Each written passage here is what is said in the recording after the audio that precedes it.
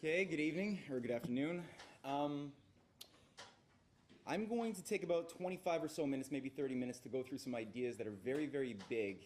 And I encourage everyone to continue this discussion after the conference is over, and continue this after you leave this experience today by doing the research and a lot of the original writings that you're being introduced to. What's your name? My name is Matthew. Hi, everybody.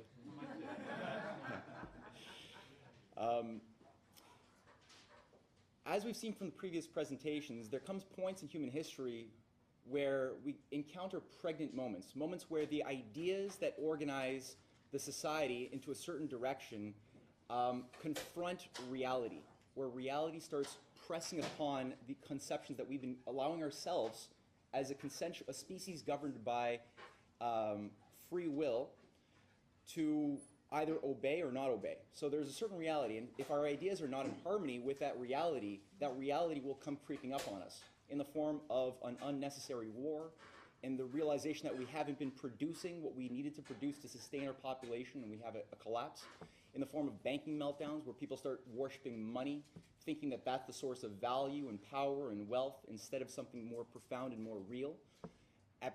And we've seen this historically, right? Where folly drives a people to obey ideas that they should otherwise know are wrong, to the point that they pay the piper.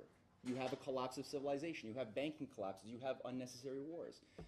And the question is, do we have the wits to foresee into the future the consequences of bad ideas, wrong ideas, and change them through a process of deliberation, wisdom, courage, before our children pay the effects?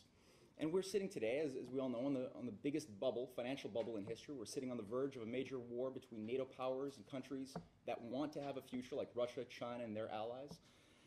And this is not the first time. However, this is the first time that this has happened on such a large scale, and the first time that we've had atomic weapons peppered all over the earth.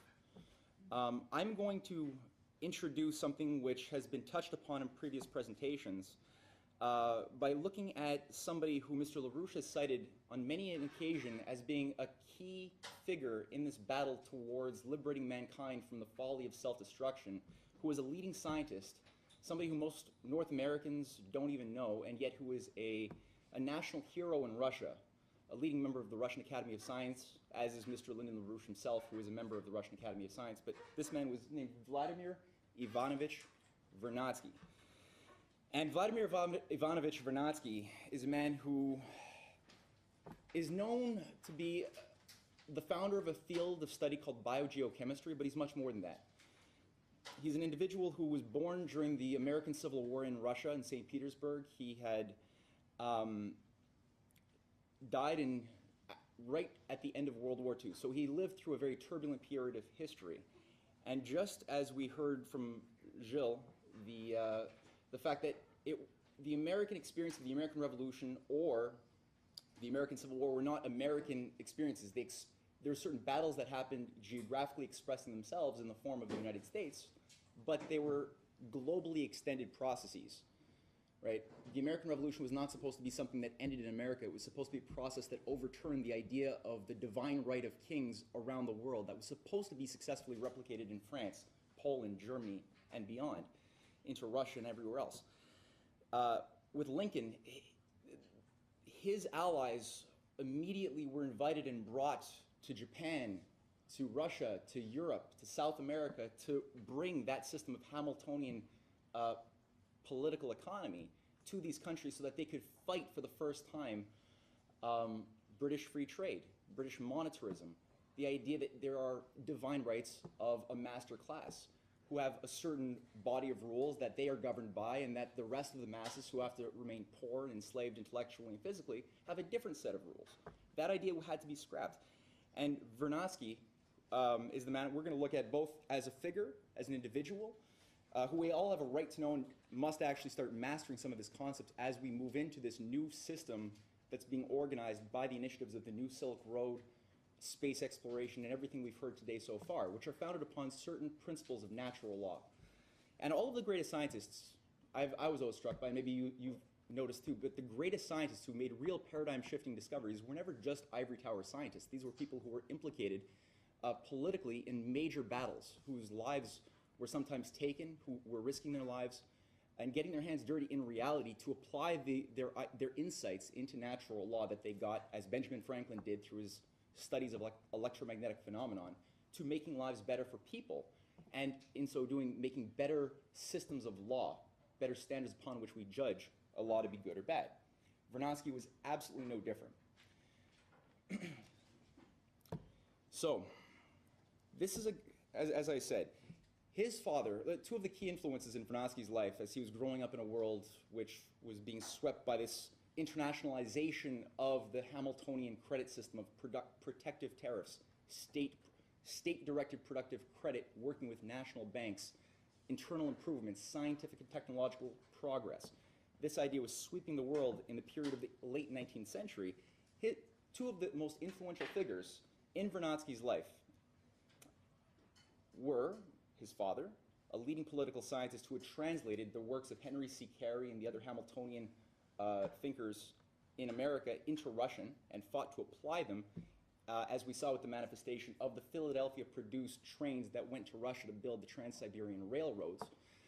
But also Dimitri Mendeleyev, his friend, his professor, his mentor, who had come to the United States for quite some time to study that American system and brought it back in his role as the chair of the Committee on the Protective Tariff in Russia. Mendeleyev, everyone here knows Mendeleyev, right? The founder, the discoverer of the periodic table of chemistry, right? This man not only made a revolution in our understanding of what unifying principles organize the atomic spectrum that's produced in the cosmos, in stars, and found a unifying principle, but he also fought to recognize that it was by looking at the geography, where do these minerals and elements occur on land in a nation, that we can then organize a nation to escape the bondage of an agrarian society which is not productive, which is always going to be submissive to manipulations or economic warfare and dismemberment, which has always been the tools of empire. And Mendeleyev headed the Committee on the Protective Tariff to bring this to Russia and fight off British free trade in the defense of the Trans-Siberian Rail and industrialization. His student was Vladimir Vernadsky. Vernadsky himself, just to get this across, applied this when he was a professor in the St. Petersburg Academy of Science, and founded, during 1905, during the core beginning of the revolution, he founded a political party called the Constitutional Democrats, a leading opposition party. This man was risking his life at every step of the game. He founded the Ukrainian Academy of Science at a certain point in 1919. He founded and was the director of the Committee on Productive Forces. This is a major organization in 1915 that was created in order to figure out, to take Mendeleyev's work further, to start actually not only mapping out, but then tapping into those resources and other deposits that were located in the vast territory of Russia, so that the Russians could not only fight off Germany and other countries in World War I, but to create a condition where you could pull people out of brute force manual labor, which is something which the whole population had been largely subjected to for much of Russia's history, because you needed to have an ability to process those materials. I can't use a ton of iron ore that's in front of me. I can't use coal. I can't use a mineral unless I have some means of processing it and converting it into something useful. So it's that power of machinery, of machine tool design. This is a reflection, a shadow of thoughts, concepts that have to improve in order for us to refine our ability to mediate what nature has there, that we're born into a world which has certain things in it. We have to not only figure out how do we start using those things, but how do we apply those things to make life better for people. So his commitment was not only to be, he was facing a world that was shaping his thinking, but he decided to take the challenge of shaping that world in return. And this founded the basis of his lifelong work to found a new field of study called biogeochemistry. And he realized that the problems of mankind were largely, that were plaguing man, were because of the fact that we misdefined what the universe is, what the mind is, what human nature is. And to the degree that we tolerated, an imperial definition of mankind as being something to be manipulated by a master class, then we would always be subjected to these cyclical collapses. And he said, well, look, we have to redefine the problem, we have to look at the context.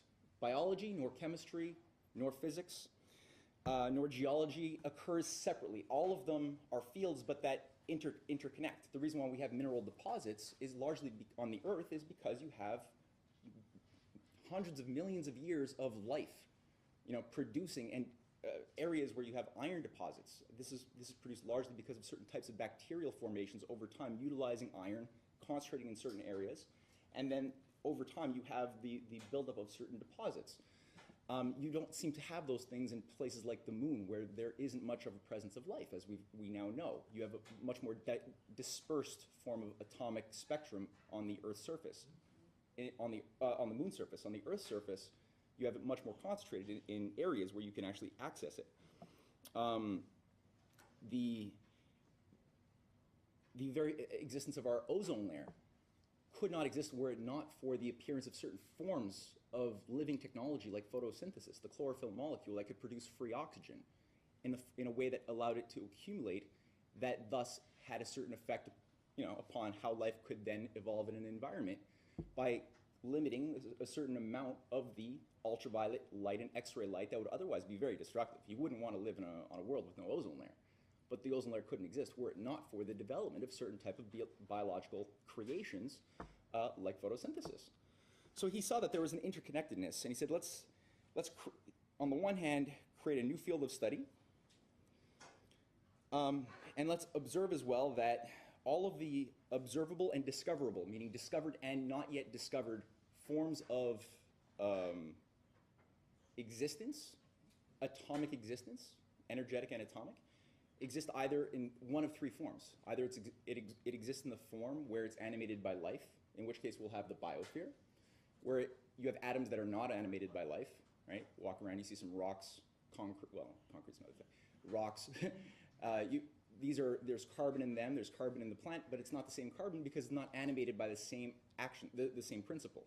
So you have the abiosphere, or the lithosphere, atoms not organized by life. You have the living domain of the biosphere and its effects. And then you have something else, a higher domain, which Vernadsky helped shape and helped define in a way that even today is not fully appreciated. Vernadsky wrote that the biosphere constitutes a definite geological envelope sharply differentiated from all other geological envelopes of our planet.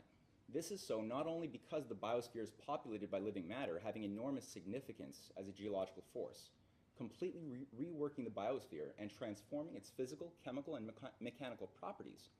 In addition, this is the sole envelope of the planet, penetrated in an appreciable way by cosmic energy, which transforms it even more than living matter does. The main source of this energy is the sun. The sun's energy, thermal, light, and chemical energy, is, together with the energy of the chemical elements, the primary source for the creation of living matter. So what do you have when you look at the biosphere is the fact that you have a phenomenon which directly is being driven in all of its cycles, right? The growth of the new seasons, the growth of new species every year. You have a certain cyclical, constant motion of energy and atoms constantly taking in and energy from the sun and from the galaxy as a whole into a thin envelope, as he defines it, as cosmic in nature. So he says you can't just look at the biosphere as a sum total of living things. You have to take the broader scope of space to see that this has an environment unto itself as well, which is cosmic in its nature. It has a certain geometry to it. And when you start looking at things from that broader standpoint, you realize that, well, not only do we have a certain spectrum of living things in one system of time, but these things didn't always exist. 99.9% of the species that have existed don't exist anymore. So then we have to confront the question, what is really the biosphere as a process of change? Are there any discoverable mechanisms organizing its directionality? Does it have a directionality, or is it all random? Right? These are basic fundamental questions which we can only ask if we take a proper context. in our mind, a unified context to start looking at the problem. And indeed, when you start looking not only spatially at the broader picture, but you could also begin looking temporally. You could take instead of looking at the biosphere in a small sliver of time of the past decades, years, or even centuries, but take a broader step back and look at, the last 500 million years that we have observed that there has been some form of living principle organizing atomic behavior on the surface of the Earth. And we have now, all of a sudden, something which is not so chaotic. We thought, a lot of people think of the biosphere as being somewhat of a chaotic thing, that living species are always constantly coming and going, but there's no generative principle causing it. But here we see, have you all heard of the big extinction cycles? Well, this is something which in recent decades has been increasingly uncovered, is that there are, in the course of the ups and downs of living species, not only do you not tend to get slow, gradual changes from one species to another, but you tend to get mass extinctions, as we see with the Permian-Triassic period, where you have a massive drop in species, or the Triassic-Jurassic, another massive drop of species. In this area, you had about 90% of all of the life in water disappeared through different factors, some which we don't really fully understand by far, but we know that it's periodic, that there's certain 60 million year and 140 million year cycles which we've been able to discover exist, where whole systems are transformed. Massive species die, and new species come into being as a system. So the whole system's character is more than the sum of its parts, is different in the new set that came about after an extinction versus what you had compared, if you compared it to what existed before. And again, we're doing this because there's a reason, there's a certain reasonable basis for organizing a political economic system according to principles that Alexander Hamilton, who Pim went through, and LaRouche have been talking about with his 4 laws. It's not just arbitrary opinion. There's a certain deeper reason for these things that are discoverable by anybody who's willing to conduct an inquiry into the facts. So we have now a periodicity of 60 million years being shown here. We also have a 140 million year cycle intertwined. Vernadsky makes the point that the mechanism is that we're going to look at that will determine what allows for one species to exist, or one system to exist and one system to go away, is located in a function known as the biogenic migration of atoms, where he writes, the biogenic migration is linked in the most intimate way and genetically to the matter of the living organism, to its existence. The organism lives as long as the current of, Cuvier gave a correct and precise definition of the living organism during its life as an incessant current, a whirlpool of atoms which come from the exterior and return there. The organism lives as long as the current of atoms subsists. Right, so we're constantly breathing in, eating, drinking, all sorts of atoms in different states of matter, and then it's leaving us in a different form, and you have a constant current. Obviously, when you die, that current no longer exists. Each organism on its own, or all organisms taken together as one system, continually create, by respiration, nutrition, internal metabolism, reproduction, a biogenic current of atoms which construct and maintain living matter. So, in looking at this, this is a simplified graph looking at these cycles, but this doesn't indicate that we have any direction. It just means that you have change.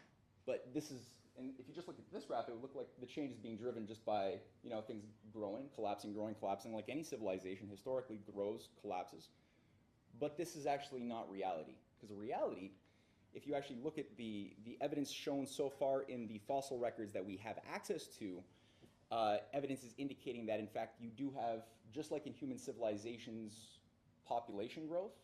It seems like you have these growth and collapses. If you take a broader scope, you realize that the population is actually not going back to square one. We're not, every time you have a civilization collapse or a dark age, you don't just go back to the Stone Age.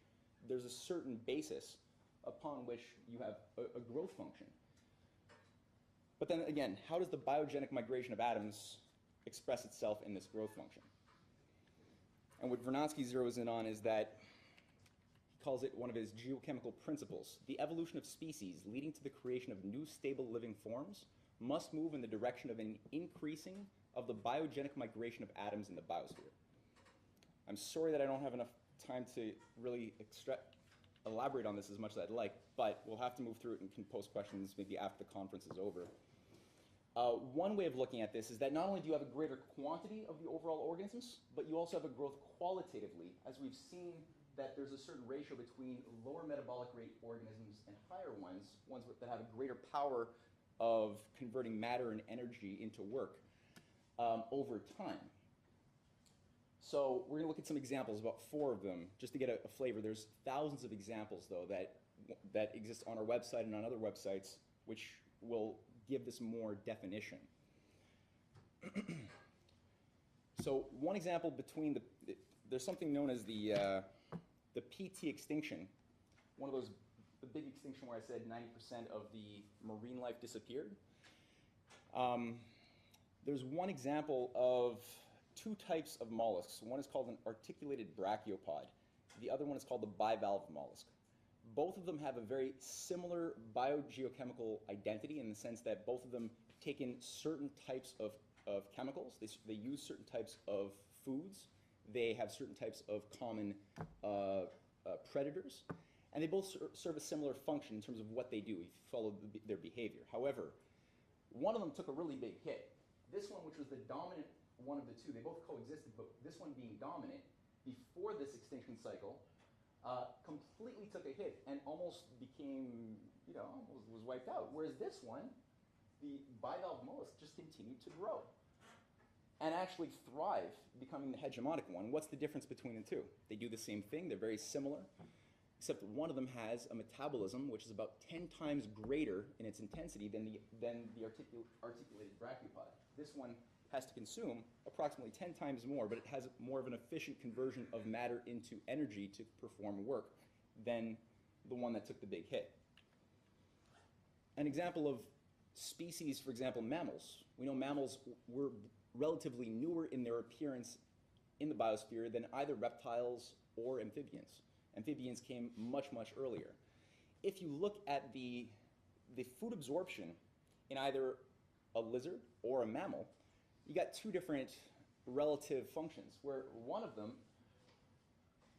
if you look at your average reptile, this is not every reptile, but you have a 75 to 90% metabolism in terms of the food that's absorbed, that's not excreted. That means that food becomes energy that allows the organism to perform actions, which it needs to do. And about 10 to 25% become new biomass. So you have a constant turnover of cells in your body, of atoms that make you up are constantly changing.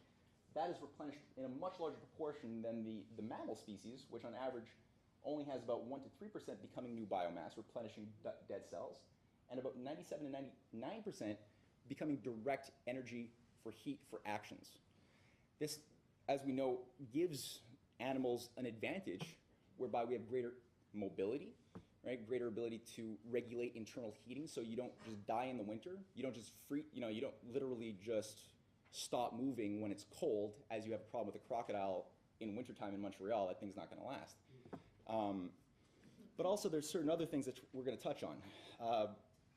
Not only was it the animal species, but you're dealing also with different types of plants. Gymnosperms are pine cone creating plants. Their capacity to photosynthesize, to do work, is much less than an angiosperm tree or anything which, like an apple tree or something that produces fruit. Energy-dense, carbohydrate-dense fruit is something which appeared much later on in the scene than the gymnosperm. And actually, they coexisted, but this was much, much more secondary in the biosphere than the gymnosperms, which were dominant before the Jurassic period ended, before you had the extinction of the dinosaurs. Vernadsky makes the point, it seems impossible for me, for several reasons, to speak of evolutionary theories without taking into account the fundamental question, this is Vernadsky, the fundamental question of the existence of a determined direction, invariable in the process of evolution in the course of all the geological epochs. Taken together, the annals of paleontology do not show the character of a chaotic upheaval, sometimes in one direction, sometimes in another, but of phenomena for which the development is carried out in a determined manner, always in the same direction, in that of the increasing of consciousness, of thought, and of the creation of forms augmenting the action of life on the ambient environment. So obviously there's always going to be, at every new species, even if the species is more efficient because they've developed a new biotechnology, whether photosynthesis, whether the ability to process calcium in the form of bones or what have you, that freedom comes with a boundary. So even though you escaped certain boundary conditions that existed in a previous system, you still have to face the fact that there won't just be 7 billion rabbits or monkeys or wolves on the planet anytime soon. They have certain limits that are caused by the fact that there's only so much food, that they're not going to develop agriculture. No matter how many beavers create dams, those dams are still going to be the same quality of dams as they were 5,000 years ago, as they will be 1,000 years from now if we don't have nuclear war. There's obviously a choice that humans can make to identify ourselves with our more animal-like characteristics and face those same animal-like boundary conditions, or do something which animals can't do, which is reevaluate how we define our identity and use something that the animals don't have that deals with self-conscious, as Vernadsky says, right?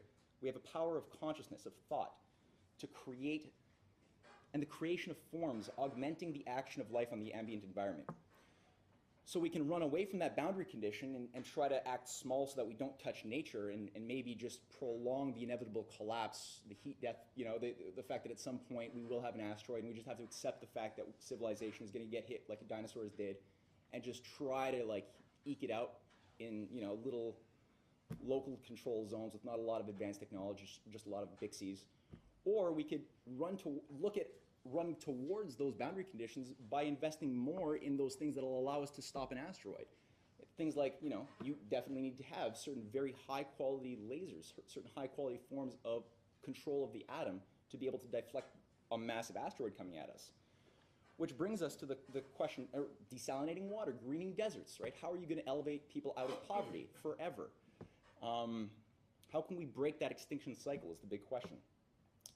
And Vernadsky made a point that we're now entering with this age of thought, the noosphere. This is the biosphere, abiosphere, no life, biosphere, life, noosphere. Atoms organized by cognitive thought. Which brings up the question, how does something immaterial, like thought, organize the material universe? Age-old problem. We're told, don't even bother posing the question, it's impossible, it gave Descartes a headache, it's going to give you a headache, don't try. Vernadsky wasn't that afraid. He said, look, there's a measurable effect between your ideas, if they're right, and how the universe responds when you act upon them to sustain more people at a greater quality of life with greater opportunities for dignity, self-perfection, creativity. And we see that increasingly the force of mind, this is a desert in Saudi Arabia, we have the application of electricity discovered by Benjamin Franklin, dams created by Roosevelt, the Egyptian pyramids. You have the mind organizing the universe in a way that's showing us fossils of concepts, of people's ideas of personalities. How much time do I have? Okay. 3 quotes. There exists still a third form in our epoch, says Vernadsky in a paper which you can read on our website. The Psychozoic epoch, an extraordinary importance in the history of our planet. It is the migration of atoms, also sustained by organisms, but which is not genetically or immediately related to the penetration or to the passage of atoms through their body. This migration is provoked by technological activity. It is, for example, determined by the work of burrowing animals, of which we notice the traces since the most ancient geological epochs, by the consequences of the social life of constructive animals, termites, ants, and beavers. But this form of the biogenic migration of chemical elements has taken on an extraordinary development since the appearance of civilized humanity, since tens of thousands of years ago. Entirely new bodies have been created in this way, as, for example, metals in a free state. The face of the earth transforms itself and virgin nature disappears. Metals in a free state, I mean, he often refers to aluminum as one example of something which doesn't, metal aluminum, as you get at the dollar store and you wrap your food in it, doesn't occur in nature. You can't mine that. It looks more like a powder. You need certain applications of intense electromagnetic powers to start converting that into something you can use. So that type of example is one of many. The creation of isotopes that are transuranic that we could only create in particle accelerators. These are things that we don't necessarily just find in nature, but they're not unlawful either. They're not unorganic. They occupy a spot on the periodic table of elements. question, so what does that say about the nature of space, time, the nature of the mind that thinks about those things, that redefines its idea of space, time, and acts upon it, right? That can educate others to think on a higher level. Vernadsky takes it further. He says the role of civilized humanity from the point of view of the biogenic migration of atoms was infinitely more important than that played by the other vertebrates. Here, for the first time in the history of the Earth, the biogenic migration, due to the development of the action of technology, was able to have a greater significance than the biogenic migration determined by the mass of living matter. All the same, the biogenic migration changed for all of the elements. The process was rapidly effected in a relatively insignificant amount of time. The face of the Earth has transformed itself in an unrecognizable way, and yet it is clear that the era of this transformation has only begun. Last quote. The historical process is being radically changed under our very eyes. He's writing this in 1943, in the middle of World War II, 2 years before he dies. And after seeing all of the misery of World War, he's still maintaining a very strong state of spirit and reasonable faith in a power of mankind that it's almost impossible to believe that somebody could have that faith and optimism in spite of all that they have been through. And this guy survived assassinations, or attempted assassinations in the time of the Red Scare, or Red Terror and beyond.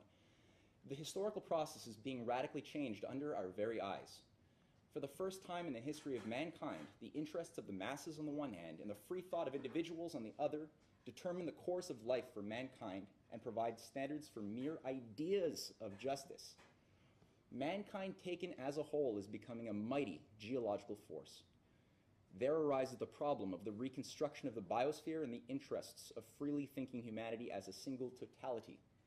This new state of the biosphere, which we approach without our noticing, is the noosphere. This new elemental geological process is taking place at a stormy time in the epoch of a destructive world war. But the important fact is that our democratic ideals are in tune with the elemental geological processes, with the law of nature, and with the noosphere. Therefore, we may face the future with confidence. It is in our hands. We will not let it go. So to recap, life is defined around a tendency towards increasing the flux of energy throughput of cosmic radiation from the universe, increasing its power to transform matter into energy to perform useful work, thoughtful work, self-conscious work, and that ultimately Vernadsky, this explains why Vernadsky was such a proponent and the father of the Russian atomic industry, Russian atomic energy sector. He not only saw this as the future, that if we're going to go beyond our limits into space, which he highly advocated, by the way, and he knew that we would end up becoming a galactic civilization, and he wrote about that, we would need to tap into the power of the atom. That to do this, we would have to have a more refined idea of justice, which has not been permitted to be hegemonic up until this point. But now we've come to a point where we have atomic bombs pointed at each other all over the world. We have an opportunity to accept the extended hand that Russia and China have offered us, that LaRouche has fought 50 years to deliver, around joining the New Silk Road, the World Land Bridge, developing an actually self-conscious galactic civilization, and really just break up all of these bad ideas that have been organizing us into empire for the past far too many years. So, with that, I went already over my time. I will leave it to, who's Ilko?